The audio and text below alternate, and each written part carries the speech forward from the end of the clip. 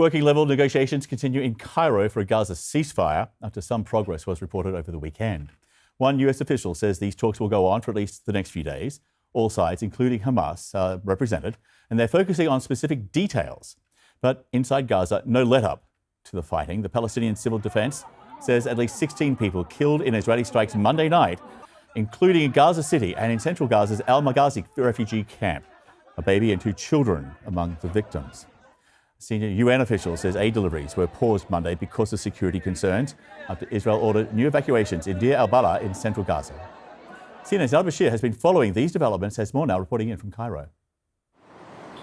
Well, despite notes of optimism from US officials on the progress of ceasefire negotiations, we've yet to see indications of any significant breakthroughs and, frankly, little movement in efforts to narrow the gaps between Israel and Hamas.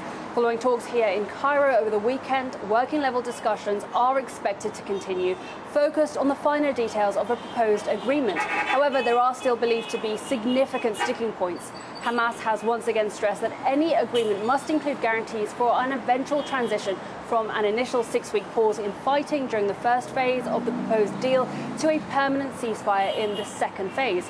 Israeli officials have yet to provide such guarantees, with Prime Minister Benjamin Netanyahu in June indicating that Israel would seek a continuation of the war following an initial pause. Now, according to officials, there also continues to be disagreement on the terms surrounding the longer-term presence of Israeli forces within the Gaza Strip.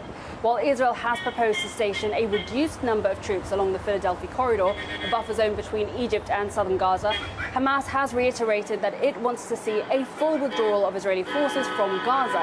However, one senior US official has told CNN that negotiators believe Hamas may be more flexible on an Israeli troop presence in Gaza during that first phase of the deal, with ongoing debate as to whether parts of the Philadelphia corridor should be considered densely populated areas and therefore areas where troops should not be present under the terms of the proposed deal.